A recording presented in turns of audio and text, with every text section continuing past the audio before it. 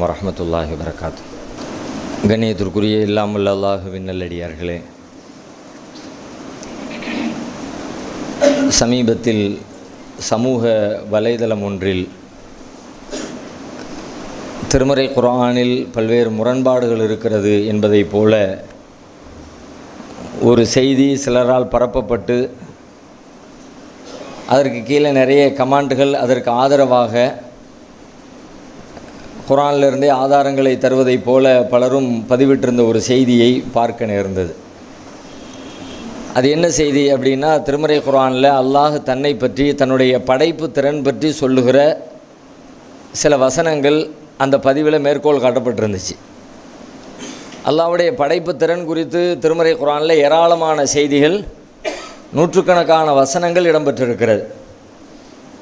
அல்லாஹ் தன்னை அழகான படைப்பாளன், மிகச்சிறந்த படைப்பாளன், சீராக செம்மையாக படைப்பவன், குறைவற்று படைப்பவன், இப்படியெல்லாம் தன்னுடைய படைப்பை குறித்து நிறைய பேசுகிறான். தான் படைத்த படைப்பை நீ சிந்தித்துப்பார், அதில் எந்த குறைகளையும் நீ பார்க்க முடியாது.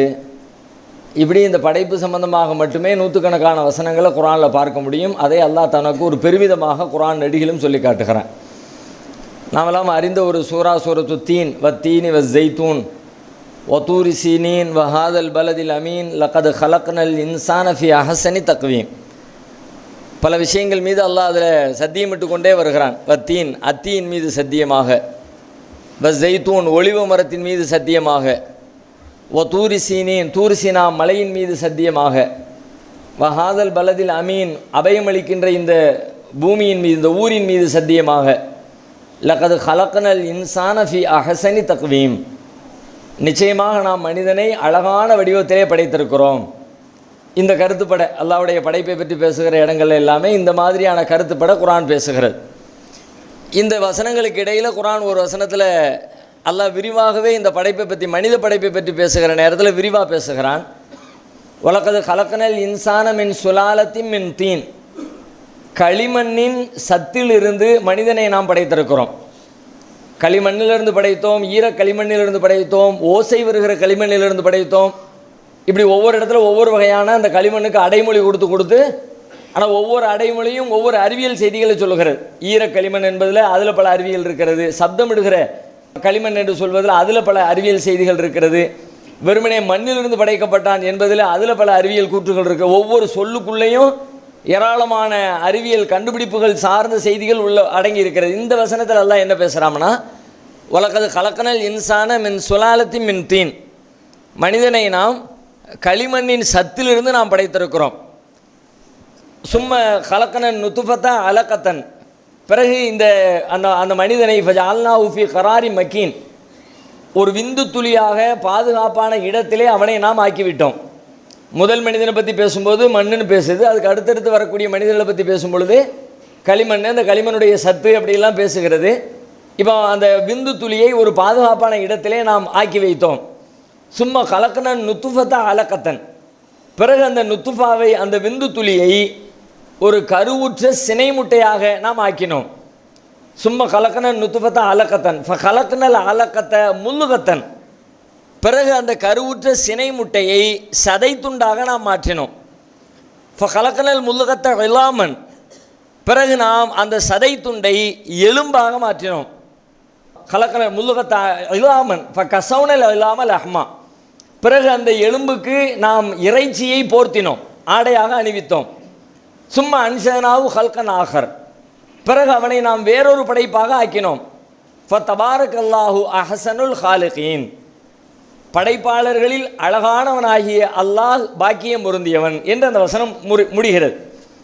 ஆரம்பத்திலிருந்து களிமண்ணுடைய சத்திலிருந்து படைக்கப்பட்டான். அது ஒரு விந்து துளியாக ஒரு குறிப்பிட்ட இடத்துல தங்க வைக்கப்பட்டிருந்துச்சு. அந்த விந்து துளி ஒரு கருமுட்டை சினை முட்டையாக மாறுகிறது. அந்த சினை முட்டை சதையாக உருவெடுக்கிறது. சதை மீண்டும் எலும்பாக மாறுகிறது. எலும்பின் மீது இறைச்சி போர்த்தப்படுகிறது. அந்த இறைச்சி போர்த்தப்பட்டதற்கு பிறகு அது வேறொரு வடிவம் பெறுகிறது. சும்மா அன்சனாவு ஹல்கன் ஆகர், பிறகு அதை நாம் வேறொரு படைப்பாகவே ஆக்கினோம். அது வரைக்கும் சொல்லிட்டு வர்றதே ஒன்று. அதை தாண்டி இதுக்கு பிறகு வேறொரு படைப்பு அப்படின்னா அதுக்கு ஒரு ஒரு ஒரு வித்தியாசமான ஒரு செய்தி, ஒரு வார்த்தை அங்கே பயன்படுத்தினா, வேறொரு படைப்பாக அவனை ஆக்கினோம். சொல்லிட்டு கடைசியில் இப்படியெல்லாம் தன்னுடைய திறமையெல்லாம் சொல்லிட்டு வந்த அல்லாஹ் ஃபதபாரக்கல்லாஹு அஹ்ஸனுல் ஹாலிகீன், படைப்பாளர்களிலேயே அழகானவனாகிய அல்லாஹ் பாக்கியம் பொருந்தியவன் என்று அல்லாஹ் நிறைவு செய்கிறான். இப்போ இந்த வசனத்தை வச்சு ரொம்ப சாதாரணமாக சிந்தித்தாலே தெரிந்து கொள்ளக்கூடிய விஷயத்தை தான் பெரிய அறிவாளித்தனமாக அவர்கள் அந்த சமூக வலைதள பதிவிலே கேள்வி எழுப்பியிருந்தார்கள். என்ன கேள்வி எழுப்புறாங்க அப்படின்னா, படைப்பாளர்களில் அழகானவன் என்று படைப்பாளனை பற்றி சொல்லுகிற பொழுது ஒருமையில் பேசாமல் பன்மையில் பேசுகிறது. அஹ்சனுல் காலிக் அப்படின்னா ஒருமை, ஒருத்தன் தான் படைக்கிறவன் அர்த்தம். காலிகீன் அப்படின்னா நிறைய படைப்பாளர்கள் இருக்கிறாங்கன்னு அர்த்தம். இந்த வசனம் என்ன சொல்லுதுன்னு கேட்டால், நிறைய படைப்பாளர்கள் இருக்கிறாங்க, அதில் அல்லாஹ் அழகாக படைக்கிறான் அப்படின்னு வசனம் சொல்லுது. அப்போ குர்ஆனே படைப்பாளர்கள் நிறைய பேர் இருக்கிறத ஒத்துக்கொள்கிறது. நீங்கள் என்ன எல்லாத்தையும் படைச்சது ஒருத்தன் தான், அல்லாஹ் தான், அல்லாஹ் மட்டும்தான் வணங்கணும், படைப்பாளர் ஒரே ஒருவனே அப்படின்னு நீங்கள் பேசிக்கிட்டு இருக்கிறீங்க. ஆனால் படைப்பாளர்கள் ஏராளமான பேர் இருக்கிறார்கள் என்று குர்ஆனே சொல்லுகிறது. இதை முஸ்லீம்கள் அறியாமல் கண்மூடித்தனமாக பின்பற்றி கொண்டிருக்கிறார்கள் என்று குர்ஆனிலே முரண்பாடு இருப்பதை போல, அல்லது குர்ஆன் 2 கடவுள் கொள்கைகளை போதிப்பதை போல ஒரு கருத்தை முன்வைக்கிறார்கள். ஆனால் மிகச் சாதாரணமாக திருமறை குர்ஆனை இயல்பாக படித்து கொண்டிருக்கிற யாரும் இந்த விஷயத்திற்கு பதிலளித்து விட முடியும். எப்படி பதிலளிக்க முடியும் அப்படின்னு சொன்னால், படைப்பாளர்கள் அதிகம் பேர் இருக்கிறார்களா இல்லையா என்று கேட்டால் இருக்கிறார்கள் என்பது உண்மை, அதை மறுக்கவே இல்லை. குர்ஆன் எந்த இடத்துலையுமே ஒரே ஒருத்தன் தான் படைப்பாளன்னு சொல்லவே இல்லை. ஒரே ஒருத்தன் தான் படைப்பாளன் குர்ஆன் எங்கேயும் சொல்லலை. இஸ்லாத்துடைய கான்செப்ட் அப்படி கிடையவும் கிடையாது. படைப்பாளனா என்ன அர்த்தம்? முதல்ல படைப்பாளன் என்று சொன்னால் தயாரிப்பவன் அர்த்தம். படைப்பாளன் என்றால் உற்பத்தியாளன் என்று அர்த்தம். படைப்பாளன் என்றால் கண்டுபிடிக்கிறவன் என்று அர்த்தம். இதை எல்லாம் தான் படைப்பாளன் என்று சொல்லுக்கு. உலகத்தில் எத்தனையோ பேர் தயாரிக்கிறாங்களே, எத்தனையோ பேர் உற்பத்தி பண்ணுறாங்களே, எத்தனையோ பேர் புதுசு புதுசாக கண்டுபிடிக்கிறாங்களே, இவங்க எல்லாத்துக்குமே அரபியில் என்ன பேர்னா காலுக்கு தான், எல்லாருமே படைக்கிறவங்க தான். நம்ம இப்போ தமிழ் மொழியில் கூட நீங்கள் பார்த்தீங்கன்னா நல்ல எழுத்துக்களை, நல்ல ரசனையுள்ள காரியங்களை செய்து முடிக்கிற பொழுது அவர்களை பற்றியெல்லாம் பேசுகிற பொழுது இவர்கள் எல்லாம் கலை படைப்பாளிகள். ஒரு நல்ல புத்தகத்தை ஆக்கத்தை தந்தவரை பற்றி பேசுகிற பொழுது இவர் இந்த புத்தகத்தை படைத்திருக்கிறார். படைப்பு என்கிற சொல்லின் பொருள் என்ன? தயாரிக்கிறவர், உற்பத்தியாளர், கண்டுபிடிப்பாளர் என்று நாம் நடைமுறையை பயன்படுத்துகிற சொல்லைத்தான் திருமறை குர்ஆனும் பேசுகிறது.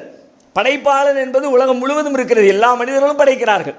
இயல்பாக நம்முடைய வீட்டிலே தினம் தினம் நம்முடைய மனைவி உணவு சமைக்கிறாள் என்றால் அவள் படைக்கிறாள். அந்த இடத்துக்கு தகுந்த மாதிரி வார்த்தை மாறுதே தவிர, உணவை தயாரிக்கிறார் என்றால் உணவை படைக்கிறார் என்று அர்த்தம்.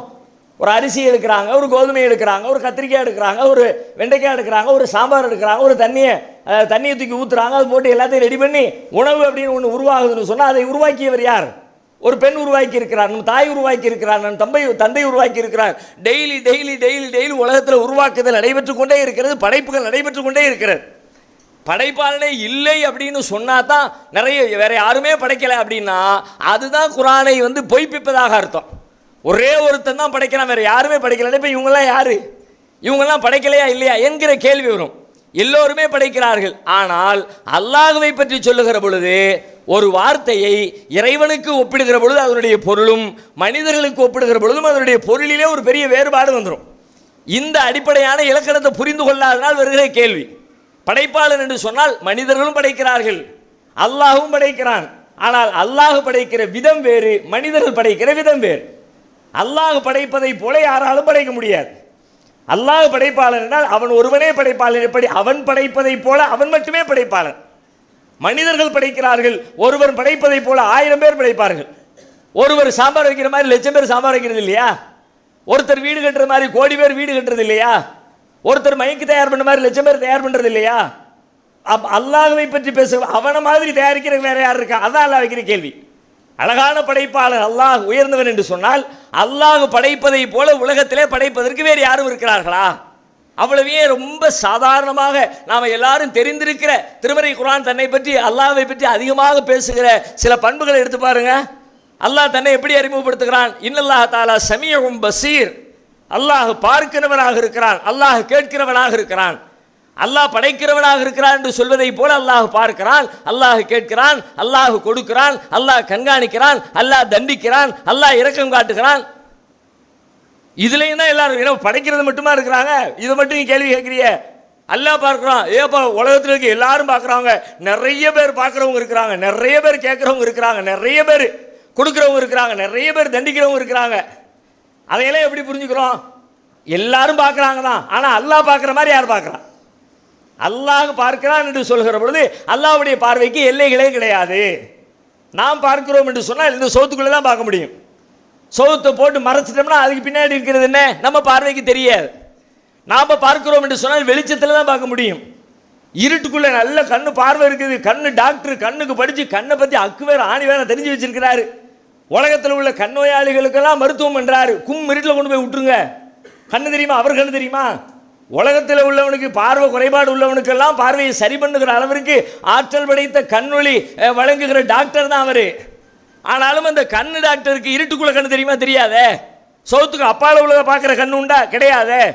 அப்போ பார்க்கிற தூரத்தில் 5 கிலோமீட்டருக்கு அங்கிருந்து நெட்டுக்கு இருக்குது ஒரு காடு, அதில் 5 கிலோமீட்டர் தள்ளி தெரிகிற ஒரு பொருளை இங்கிருந்து கொண்டு பார்க்கிற ஆற்றல் மனிதனுக்கு உண்டா? கிடையாதே.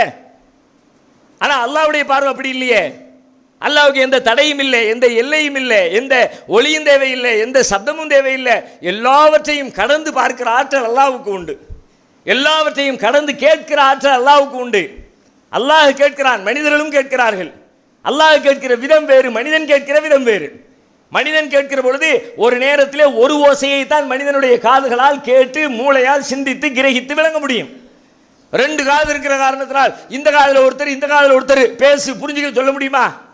2 பக்கம் 2 பேர் நிப்பாட்டு ஒவ்வொருத்தரா பேசுன்றோம். காது டாக்டர்கிட்டே போனாலும் சரிதான், அவர் இஎன்டி ஸ்பெஷலிஸ்ட் தான், காதுக்கு மருந்து ஊற்றுவார் தான், காதில் உள்ள நரம்புகளை எல்லாம் அக்குவேர் ஆணிவேர் பிரித்து மனிதர்களுக்கு வைத்தியம் பார்க்குற ஆளு தான். ஆனாலும் டோக்கன் கொடுத்து உட்கார வச்சிருவார். 1வது ஆள், 2வது ஆள், 3வது ஆள், 4வது ஆள். ஏன் உட்கார வைக்கிறாரு? காது டாக்டர் தானே. 2 காது இருக்குல்ல, குறைஞ்சபட்சம் 2 பேரை ஒரே நேரத்தில் அனுப்பி வலது பக்கத்தில் ஒரு டேபிள் இடது பக்கத்தில் ஒரு டேபிள், நீனும் உன் பிரச்சனையை சொல்லு, நீனும் உன் பிரச்சனையை சொல்லு. ஏன் சொல்ல முடியல? முடியாது. மனிதனுடைய காது கேட்காது. மனிதனுடைய காதுகள் கேட்க வேண்டும் என்று சொன்னால் கேட்கிற இடத்திலே காற்று அலைகள் இருக்க வேண்டும். இப்போ நான் பேசுறது உங்களுக்கு கேட்குது, நீங்கள் பேசுறீங்க, எனக்கு கேட்குது. எப்படி கேட்குது? இந்த இடம் முழுக்க காற்று இருக்குது. காற்றே இல்லாமல் ஒரு கண்ணாடி கூண்டு போட்டு உள்ள உட்காந்தாச்சு. நான் இருக்கிற இடத்தில் இருக்கிற காற்று வெளியில் வராது, வெளியில் இருக்கிற காற்று உள்ளுக்குள்ளே வராது. அந்த மாதிரி காற்று அலைகள் வெளியிலே பரவ விடாமல் தடுக்கப்பட்டுருச்சுன்னு வச்சுக்குவோம். நான் கண்ணாடி கூண்டுக்குள்ளே நின்று எவ்வளவு பெரிய சத்தம் போட்டாலும் கேட்குமா? என்னமோ சொல்கிறாரும்பிய, என்ன வாயை இப்படி துளக்கிறாரு, கையை இப்படி பார்க்குறாரு, கண்ணை அப்படிங்கிறாரு, என்னமோ சொல்கிறாரு. ஆனால் என்ன சொல்கிறாருன்னு தெரியலையேன்றிய. ஏன் தெரியலம்பிய? காது இங்கே இருக்கிற காற்று அங்கே வரல. இங்கே நான் பேசுகிற இடத்துல என் வாய்க்கு அருகில் இருக்கிற இந்த சப்தத்தை இங்கே இருக்கிற காற்று உங்கள் காதுக்கு கொண்டு வந்து சேர்க்கிறது. உங்கள் வாயருகில் இருக்கிற காற்று என் காதிலே கொண்டு வந்து சேர்க்கிறது. மனிதர்களுக்கு இப்படி காது கேட்பதற்கு எல்லை இருக்கிறது. படைத்த ரப்புல் ஆலமீனுக்கு எந்த எல்லையும் இல்லை. அவனுக்கு பக்கத்தில் உட்கார்ந்து தான் கேட்கணும் அவசியம் இல்லை, தூரத்திலிருந்து கேட்பான். அவனுக்கு இந்த மாதிரி எல்லைகளை கடந்து கேட்கிற ஆற்றல் படைத்தவன் அல்லாஹ். இதைத்தான் அல்லாஹ்வுடைய படைப்பு திறன் பற்றி பேசுகிற பொழுது நாம் புரிந்து கொள்ள வேண்டும். ரொம்ப இயல்பான மிகச்சாதாரணமான ஒரு விஷயம். ஆனால் குறை கண்ணோட்டத்தோடு பார்க்கிற பொழுது, நோயுள்ள உள்ளத்தோடு பார்க்கிற பொழுது அவங்களுக்கு ஏதோ குரானிலே முரண்பாடு இருப்பதை போல, குரானே தவறான ஒரு செய்தியை மக்களுக்கு கற்றுத்தருவதை போல, 2 கடவுளர்களை போல ஒரு புரிதலை உண்டாக்குகிறது. அப்படியான எந்த முரண்பாட்டையும் திருமறை குரானிலே பார்க்க முடியாது. திருக்குரான் 14 நூற்றாண்டுகளாக உலகத்திற்கு விடுத்து கொண்டிருக்கிற சவாலும் அதுதான். எப்படிப்பட்ட சவாலை குரான் விடுகிறது? அஃபலா யததப்பருனல் குரான், இந்த குரானை அவர்கள் சிந்தித்து பார்க்க மாட்டார்களா? வலவ் கான மின் இன்தி கைரில்லாஹி லவஜது ஃபீஹி இக்திலாஃபன் கஸீரா, அல்லாஹ் அல்லாதவர்களிடமிருந்து இது வந்திருந்தால் இதிலே ஏராளமான முரண்பாடுகளை கண்டிருப்பார்களே. எந்த முரண்பாடு கிடையாது. நீ என்னத்தை வேணாலும் ஆய்வு பண்ணு, தலையில நின்று கூட்டம் கூட்டமாக சேர்ந்துக்க, உலகம் முழுக்க சேர்ந்துக்க, எல்லாரும் சேர்ந்து ஆய்வு பண்ணினாலும் இதற்கும் இந்த வசனத்திற்கும் அந்த வசனத்துக்கும் முரண்பாடு அப்படின்னு எதையும் காட்ட முடியாது. காட்ட முடியாமல் போகிறதே அதுதான் இது இறை வார்த்தை என்பதற்கான ஆதாரம் என்பதாக குர்ஆன் மெய்ப்பிக்கிறது. சாதாரணமாக நமக்கெல்லாம் தெரிந்த ஒரு எளிய உண்மை, பெரும்பாலும் மனித குழந்தைகள் எத்தனை மாதம் கருவில் இருந்து பிறக்கின்றன? பெரும்பாலும் மனித குழந்தைகள் 10 மாதம் கருவில் இருந்து பிறக்கின்றன. எல்லாருக்கும் தெரிஞ்ச ஒரு உண்மை. கருவில் இருக்கிற காலம் என்பது ஒவ்வொரு உயிரினங்களுக்கும் ஒவ்வொரு வகையாக மாறுபடுகிறது. மனித குழந்தைகளுடைய கருவின் காலம் எவ்வளவு? 10 மாத காலங்கள். எல்லாருக்கும் தெரிஞ்சு, இன்னைக்கு மட்டும் இல்லை, நபிகளார் வாழுகிற காலத்திலே வாழுகிற ஆண்களுக்கும் பெண்களுக்கும் எல்லா மனிதர்களுக்கும் தெரிந்த இயல்பான மிகச்சாதாரணமான உண்மை. ஏன் முதலாக கருவுற்றார்களே அன்னை ஹவ்வா அம்மையார், அவர்களும் கண்டறிந்த உண்மை. எந்த அறிவியலும் இல்லாத, எந்த டெக்னாலஜியும் வளராத, மருத்துவம் குறித்து எந்த விஷயமும் உலகத்திற்கு தெரிந்திராத முதல் ஆதி தாயாக இருக்கிற அம்மா ஹவ்வா அம்மையார், அவர்களுக்கும் தெரிந்த உண்மை அது. 10 மாதம் கருவில் இருந்து பிள்ளைங்க பிறக்குது அப்படிங்கிறது அவங்க கூட தெரிஞ்ச உண்மை. குர்ஆன் எடுத்து பார்த்தா ஒரு இடத்துல அல்லாஹ் சொல்றான், வவஸ்ஸைனல் இன்சான பிவாலிதைஹி இஹ்சானா, நாம் மனிதனுக்கு அறிவுறுத்தி இருக்கிறோம். என்ன அறிவுறுத்தி இருக்கிறோம்? அவனுடைய பெற்றோர்களுக்கு அவன் உபகாரம் செய்ய வேண்டும், பெற்றோர்களிடத்தில் நல்ல முறையில் நடந்து கொள்ள வேண்டும் என்று அவனுக்கு நாம் வலியுறுத்தி இருக்கிறோம். ஹமலத்துஹு உம்முஹு குருகன், அதுக்கான காரணத்தை அடுத்து சொல்றான். ஏன் பெற்றவங்களுக்கு நீ கட்டுப்பட்டு நடக்கணும் தெரியுமா? அவனுடைய தாய் அவனை சிரமத்திற்கு மேல் சிரமப்பட்டு சுமந்தார். 10 மாத காலம் சுமந்தால, சுமக்கிறதுக்கு எவ்வளவு சிரமப்பட்டா, எவ்வளவு சிரமங்களை சந்திச்சா. சாப்பிட முடியல, ஓட முடியல, நடக்க முடியல, நிம்மதியா 10 மாத காலத்தில் சொல்லலா துன்பங்களை அனுபவிக்கிறார். அவள் கருவிலே தன் குழந்தையை சுமந்ததும் அந்த குழந்தைக்கு பால்குடி மரக்காட்டியதும் சேர்த்து 30 மாதங்கள் அவள் சிரமப்பட்டிருக்கிறாள் என்று குர்ஆன் முடிக்கிறது. எப்படி முடிக்குது? பெற்றோருக்கு உபகாரம் செய், உன் தாய் ரொம்ப சிரமப்பட்டு உன்னை சுமந்தா, கஷ்டப்பட்டு உன்னை பெத்தெடுத்தா, பெத்தெடுத்தது மட்டுமில்லை அடுத்து 30 மாதம் வயிற்றுக்குள்ள 10 மாதம், அதுக்கு பிறகு மிச்ச மாசம்னு சொல்லிட்டு மொத்தம் பால்குடி மரத்த காலம் சேர்த்து 30 மாதம் சிரமப்பட்டதாக குர்ஆன் சொல்லுகிற. இந்த கணக்கு கரெக்டான கணக்கா? மேலோட்டமாக நீங்கள் பாருங்க. 10 மாதம் வயிற்றில் இருந்த காலம், பால் ஊட்டுகிற காலம் எவ்வளவு? 2 ஆண்டு காலம். ஒரு வருஷத்துக்கு 12 மாதம், 2 வருஷத்துக்கு 24 மாதம், 24 + வயிற்றில் இருந்த மாதம் 10, 24 10 34 மாதம். குர்ஆன் சொல்லுகிறது சலாசூன ஷஹ்ரா, 30 மாதங்கள் வயிற்றிலே சுமந்ததும் அவள் பால்குடி மரக்காட்டியதும் சேர்த்து 30 மாதம் சிரமப்பட்டிருக்கிறாள். நம்ம எல்லாருக்கும் தெரிஞ்ச ஒரு எளிய உண்மைக்கு மாற்றமாக குர்ஆன் பேசுவதை போல தெரிகிறது. எல்லா மனிதர்களுக்கும், எல்லா ஆண்களுக்கும், எல்லா பெண்களுக்கும் விதிவிலக்கு சிலது இருக்கும். 7 மாசத்துல பிறந்துருச்சு, 8 மாசத்துல பிறந்துருச்சு, நம்மளே சொல்லுவோம் அது குறப்பிரசவம்ன்றோம். அப்படின்னு என்ன அர்த்தம்? இது முழுமை அல்ல. முழுமை என்பது 10 மாசம் தான். 10 மாசம் முடிஞ்சாதான் முழுமை. இது முழுமை பெறல, அரை குறை. அப்ப அந்த விதிவிலக்கு. மனிதர்கள் மொத்தம் 34 மாதங்கள் கருவிலும் பால்குடியிலும் அவர்கள் கழிக்கிறார்கள். குர்ஆன் சொல்கிறது இல்லை 30 மாதங்கள் என்று சொல்கிறது. எந்த வசனத்தில்? எந்த வசனத்தை அல்லாஹ் தன்னுடைய படைப்பு திறனை பற்றி பேசுகிறானோ, கருவுற்ற அந்த விந்து துளியிலிருந்து, சிறை முட்டையிலிருந்து, எலும்பிலிருந்து, சதையிலிருந்து அல்லாஹ் தன்னை பெருமைப்படுத்துவதற்காக எந்த வசனத்தை பேசுகிறானோ அந்த வசனமே இந்த கேள்விக்கு பதிலளிக்கிறார். அறிவியல் பூர்வமாக, விஞ்ஞான ரீதியாக, நவீன கால அறிவியலோடு ஒத்துப்போகிற விஷயத்தை திருக்குர்ஆன் பதிலாக தருகிறது. எப்படி தருகிறது? ஆரம்பத்திலே நம்ம சொல்லி காட்டினோம். முதல்ல விந்து துளியாக இருக்கிறான், கருவுற்ற சினை முட்டையாக மாறுகிறான், சினை முட்டை சதையாகிறது, சதை பின் எலும்பாகிறது, எலும்பின் மீது இறைச்சி போர்த்தப்படுகிறது. இறைச்சி போர்த்தப்பட்ட பிறகு அல்லாஹ் இடையில ஒரு வார்த்தையை சொல்றான். அதுக்கு பிறகு அவனை மனிதனாக்கிறோம்னு சொல்லாம சும்மா அன்ஷஅனாஹு ஹல்கன் ஆகர், பிறகு நாம் அவனை வேறொரு படைப்பாக ஆக்கினோம். இதுவரைக்கும் இருந்த ப்ராசஸ் இருக்குல்ல, இதுவரைக்கும் இருந்த ப்ராசஸ் உலகத்தில் இருக்கிற எல்லா ஜீவராசிகளுக்குமான ப்ராசஸ்.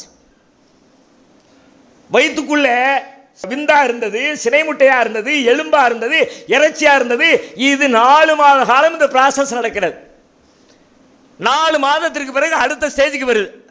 இந்த 4 மாத கால இடைவெளியில் உலகத்தில் உள்ள எந்த உயிரினங்களை நீங்கள் எடுத்து பார்த்தாலும், எந்த பாலூட்டிகளுடைய குழந்தைகளை நீங்கள் கருவில் இருக்கிற குழந்தை ஆய்வு செய்தாலும் 4 மாதத்துக்கு இடையில எந்த பேதமும் இருக்காது. எல்லாம் ஈக்குவலாக இருக்கும், ஒரு வித்தியாசமும் இல்லை.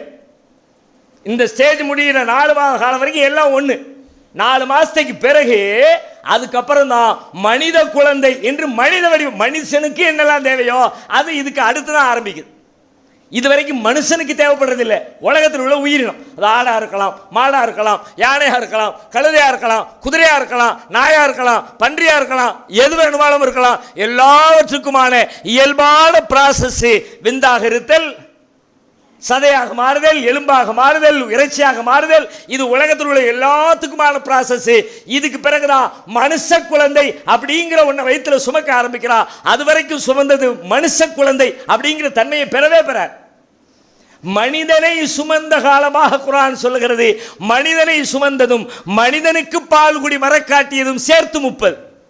மனிதனை சுமத்தல் எப்பொழுது? 4 மாசத்துக்கு பிறகுதான் மனுஷன். 4 மாசத்துக்கு முன்னாடி நீ எடுத்து பார்த்தா அது ஒரு சதை துண்டு. அந்த சதை துண்டு யானையாகவும் மாறலாம், கழுதையாகவும் மாறலாம், குதிரையாகவும் மாறலாம், எதாகவும் மாறுகிற தன்மையுடைய பொதுத்தன்மையுடைய ஒன்றுதான் 4 மாசத்துக்கு முந்தைய ஸ்டேஜ். அல்லாஹ் பயன்படுத்துகிற சொல்ல அப்படியே கரெக்டாக மேட்ச் பண்ணி பாருங்க. அவள் மனிதனை சுமந்தாள். மனுஷனை எவ்வளவு நாள் சுமந்தா? மனுஷனுக்கு எவ்வளவு, மனித குழந்தைக்கு எவ்வளவு நாள் பால்குடி மரக்காட்டினாள்? அதுக்கு 24 பால்குடி மரக்காட்டுறதுக்கு. மனுஷ குழந்தையை சுமந்தது 6, 24 + 6 30 மாதங்கள். உலகமெல்லாம் தெரிந்து வைத்திருக்கிற உண்மைக்கு மாற்றமாக எல்லாரும் 34ன்னு சொல்லும்போது குர்ஆன் 30ன்னு பேசிச்சு. அந்த 30 தாயா கரெக்டாக மனுஷனுக்கான காலம்னு சொல்லி இன்றைய அறிவியல் ஒத்துக்கொள்கிற. இதுக்கு பிறகு வேற என்ன தேவை இருக்கிறது? எந்த வசனத்தை இறை வார்த்தையில் முரண்பாடு இருக்கிறது என்பதை கற்பிக்க முயற்சிக்கிறார்களோ அந்த வசனமே 14 நூற்றாண்டுகளுக்கு முன்னால் 4 மாதத்திற்கு முன்னர் ஒரு நிலை, 4 மாதத்திற்கு பின்னர் ஒரு நிலை, 4 மாசத்துக்கு பிறகுதான் மனுஷனா மாறுறான், 4 மாசத்துக்கு முன்னாடி மனுஷன்றதுக்குரிய எந்த அடையாளமும் கிடையாது என்று சொல்லுகிற இந்த அறிவியல் கண்டுபிடிப்பு 14 நூற்றாண்டுகளுக்கு முன்னால் நபிகளாருக்கு எப்படி தெரிந்தது? படைத்த இறைவன், இது படைத்தவனிடமிருந்து வந்திருக்கிறது. எவன் இதையெல்லாம் உருவாக்கினானோ, இந்த செட்டப்புகளை ஏற்படுத்தி இருக்கிறானோ, அவன்தான் இந்த வார்த்தைகளை அருளி இருக்கிறான் என்பதற்கு அவர்கள் முரண்பாடு என்று காட்டுகிற வசனமே ஆதாரமாக மாறி நின்று உலகத்திற்கு பாடம் நடத்துகிறது என்பதை புரிந்து அல்லாஹ்வுடைய வேதத்தின்பால் நெருங்கி இன்னும் பல செய்திகளை தெரிந்து பின்பற்றுவதற்கு முயற்சிப்போமாக. அல்லாஹ் நம் அனைவருக்கும் அருள் புரிவானாக.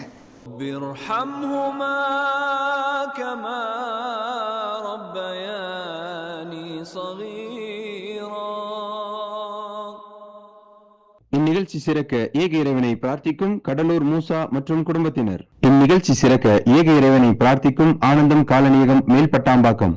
அன்பிற்குரிய சகோதர சகோதரிகளே, கடந்த 7ஆம் தேதி துவங்கிய பாலஸ்தீன இஸ்ரேல் யுத்தம் இன்று வரை தொடர்ந்து நடைபெற்று கொண்டே இருக்கிறது. அடுத்த தலைமுறை குழந்தைகள் அந்த மண்ணில் இருப்பார்களா என்று கேள்வி எழுப்புகிற அளவிற்கு குழந்தைகள் மீது பெரும் தாக்குதலை தொடுத்திருக்கிறார்கள். இதுக்கு முன்னாடி நடந்த யுத்தங்கள் எல்லாம் தகவல் தான் வரும், வெறும் எண்ணிக்கை தான் வரும். ஆனால் இப்போ அப்படியே நேரடியாக களக்காட்சிகள், நேரடியாக உலகத்தினுடைய சர்வதேச மீடியாக்கள் களத்திலே நின்று அவர்கள் பேட்டி எடுத்து, அவர்கள் வீடியோ எடுத்து, அவர்கள் காட்சிகளாக புகைப்படங்களாக நிமிடத்திற்கு நிமிடம் அப்டேட் செய்து கொண்டே இருக்கிற அந்த காட்சிகள் உண்மையிலே கண்கலங்க வைக்கிறது. அல்லாஹ் ரப்புல் ஆலமீன் இரக்கம் கொடுத்திருக்கிற ஒவ்வொருவருடைய கண்களில் இருந்தும் இந்த காட்சிகளை பார்க்கிற பொழுதும் கேட்கிற பொழுதும் கண்ணீர் வடிப்பதை தவிர்க்கவே முடியாது. அப்படியான ஒரு நெருக்கடி நிலையிலே அந்த மக்கள் சிக்கி இருக்கிறார்கள். அவர்களுக்கு நேரடியாக நாம் என்ன செய்துவிட முடியும் என்பதை யோசித்தால் நமக்கு ஒன்றுமே பதிலே கிடைக்க மாட்டேங்குது. என்ன செய்ய முடியும்னே நமக்கு தெரியும். அவங்களுக்காக என்ன துரும்ப அசைக்கிறோம், அவங்களால பேசுகிறோம், அவருடைய நியாயத்தை உலகத்திற்கு உறக்க சொல்லுகிறோம். இதை தவிர இன்றைக்கு உலகத்தின் வேறு ஏதோ ஒரு மூலையிலே இருக்கிற நம்மால் பாதிக்கப்பட்டு கொண்டிருக்கிற, அநீதி இழைக்கப்பட்டு கொண்டிருக்கிற மக்களுக்கு ஆதரவாக வேறு என்ன செய்ய முடியும்னே தெரியல. திருமறை குர்ஆனில் ஏறத்தாழ 13 ஆண்டுகள் போர் செய்வதை பற்றி அனுமதியே வழங்கப்படாத நிலையில் தான் 13 ஆண்டு காலம் இருந்துச்சு. ரசூலுல்லாஹ்வுடைய ஆரம்ப 13 வருஷத்தில் போர் செய்கிறதுக்கு அனுமதியே இல்லை. அதை பற்றி அல்லாஹ் பேசவே இல்லை. சிரமங்கள், அநியாயங்கள், அத்துமீறல்கள் வருகிற பொழுதெல்லாம் பொறுமையாருங்க பொறுமையாருங்க பொறுமையாருங்க. ஆனால் 13 ஆண்டுகளுக்கு பிறகுதான் ஒரு கட்டம் எல்லை மீறி இதற்கு மேல் தாக்குப்பிடிக்க முடியாது என்கிற ஒரு சூழல் வந்ததற்கு பிறகுதான் அல்லாஹ் அனுமதியை வழங்கினான். உங்களுக்கு போர் செய்வதற்கு அனுமதி வழங்கப்பட்டு விட்டது. ஏன் அனுமதிக்கப்பட்டிருக்கிறது தெரியுமா? நீங்கள் அநீதி இழைக்கப்பட்டிருக்கிறீர்கள் என்கிற காரணத்தினால், அநியாயம் செய்யப்பட்டிருக்கிறீங்கன்றதுக்காக வேண்டி உங்களுக்கு அநியாயம் செஞ்சவனுக்கு எதிராக போராடு அப்படிங்கிற வசனம் எப்போ இறங்குச்சு? 13 ஆண்டு கால கொடுமைகளுக்கு பிறகு அருளப்பட்டுச்சு.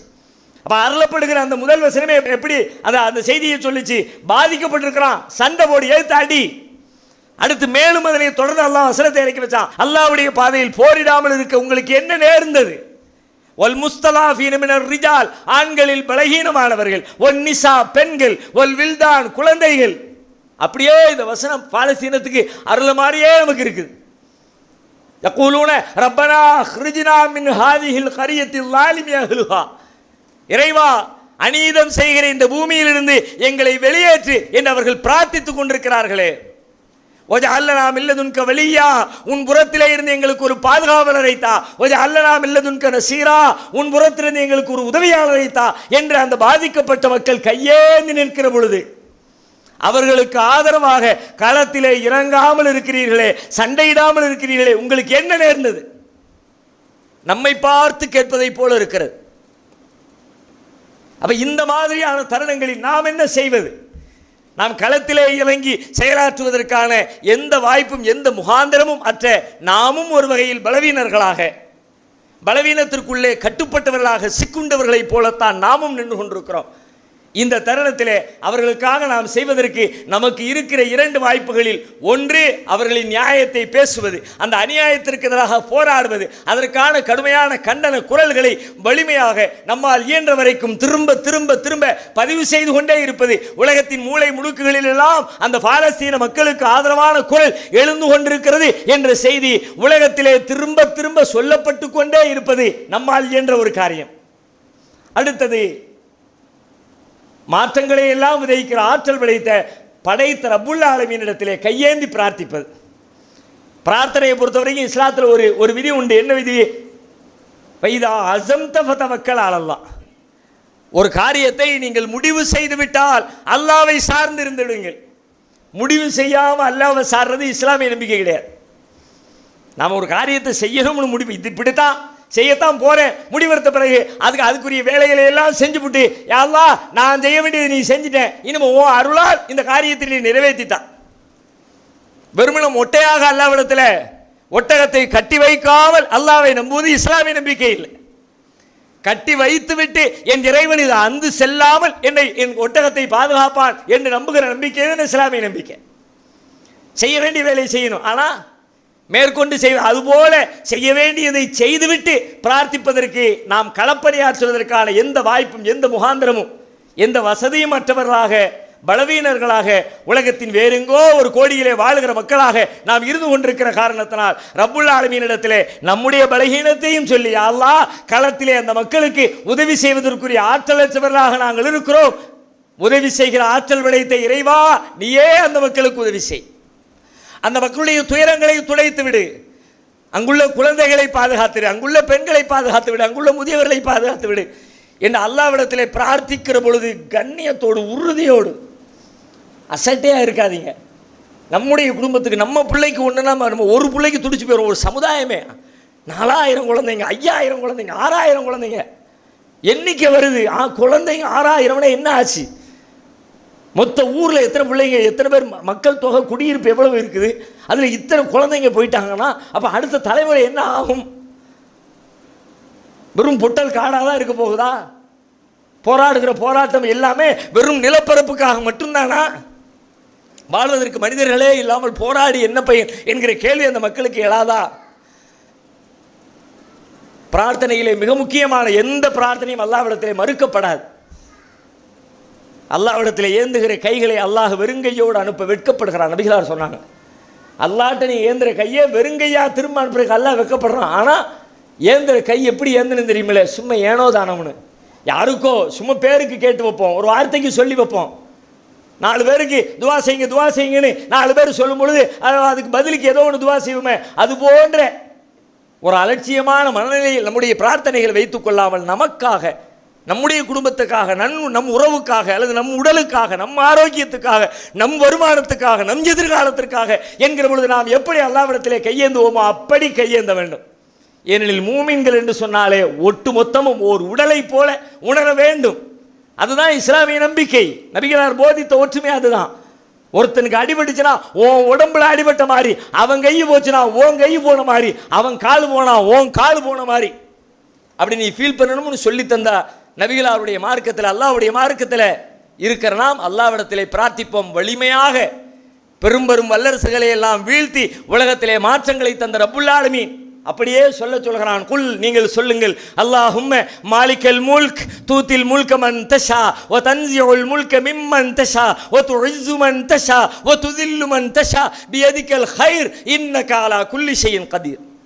நபியே சொல்லுங்கள், அல்லாஹும்ம மாலிகல் முல்க் ஆட்சியாளர்களுக்கெல்லாம் பெரும் ஆட்சியாளனே, தூத்தில் முல்க மன் தஷா நீ நாடியோருக்கு ஆட்சியை கொடுக்கிறாய், ஓ தன்ஸிஉல் முல்க மிம்மன் தஷா நாடியோரிடமிருந்து ஆட்சியை பறித்துக் கொள்கிறாய், ஓ துஇஸ்ஸு மன் தஷா நீ நாடியோரை கண்ணியப்படுத்துகிறாய், ஓ துதில்லு மன் தஷா நீ நாடியோரை இழிவுபடுத்துகிறாய், பியதிகல் கைர் நன்மைகள் யாவும் உன் கரத்திலே உன் ஆற்றலிலே இருக்கிறது என்று அல்லாஹ்வை பார்த்து நம்மை சொல்கிறான். அப்படி சொல்லி அனைத்தையும் முடிக்க ஆற்றல் படைத்த இறைவா, இந்த அநியாயக்காரர்களுக்கு எதிரான உன் கட்டளையை இறக்கி இந்த பாதிக்கப்படுகிற மக்களுக்கு நீ உதவி செய்வாயாக என்று இருகரம் ஏந்தி வலிமையாக உறுதியான மனநிலையோடு அல்லாஹ்விடத்திலே பிரார்த்திப்போம். அல்லாஹ் நம்முடைய துஆக்களை ஏற்று அங்கீகரித்து அருள் புரிவானாக. வாஹிர் தாவானா அல்ஹம்துலில்லாஹ்.